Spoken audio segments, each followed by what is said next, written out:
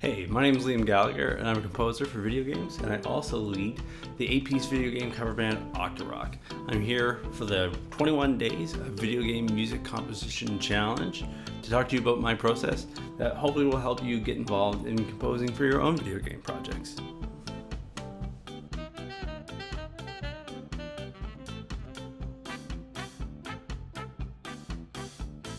Now, there's as many different ways to compose music as there are different composers. Music is one of those things where so long as in the end it sounds good, there's really no wrong way to do it, but this is a method that I use to reliably put material out there that's working effectively for the game projects that I'm on.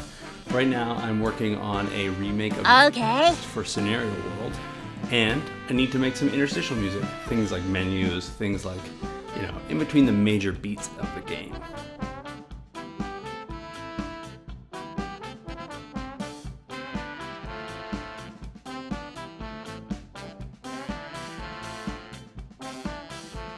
So I'm going to be showing you a 4-step process for taking your composition from nothing to completed.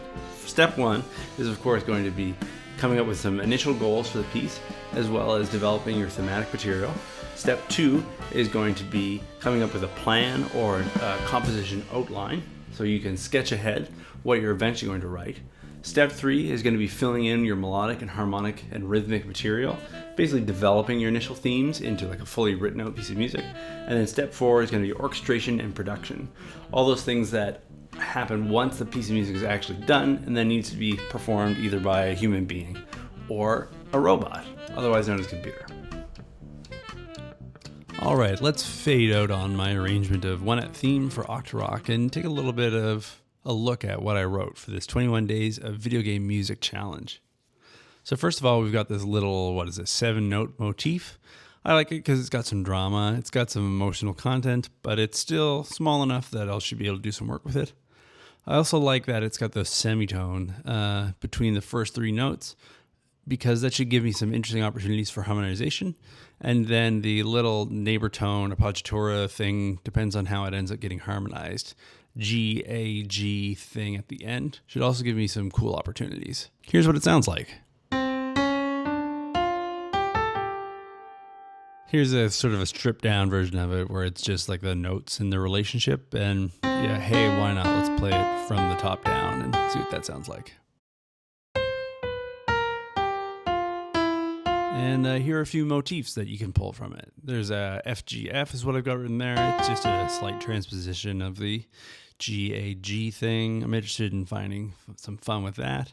And then we've got C, D flat to D natural, that steps of semitones. I don't know. I just have a good feeling about it.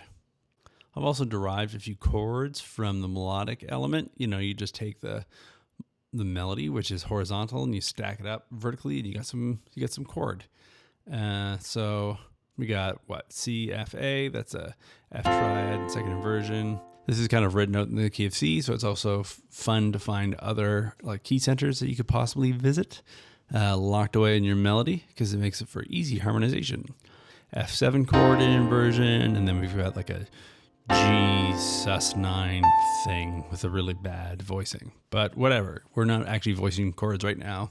We can just plunk down trash. It's all about the ideas. So another goal that I have for this composition project is to make better use of diminished harmony. I have a pretty okay handle of diminished chords, but I would really like to have more flexibility with this sound. And so I hit the books and found a couple of different instances of diminished chords that I would like to try to fit into this. And one of these is interpolating a diminished chord between the 5 and the 1. So you see at the end of this little segment, there's a diminished chord.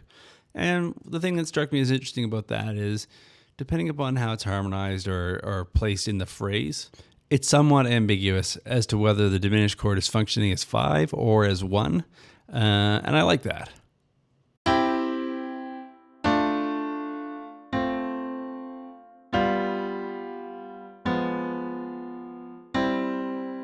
And the last thing that I want to focus on in this composition project is making use of slicker modulations. In my own writing, I tend to use modulations in a pretty ta-da, hats off moment. And that's cool to be able to do. But there's a subtler range of modulation that I want to make use of. And I want to try to use some of that in this composition project so that maybe the song slips between keys without making a big deal about it.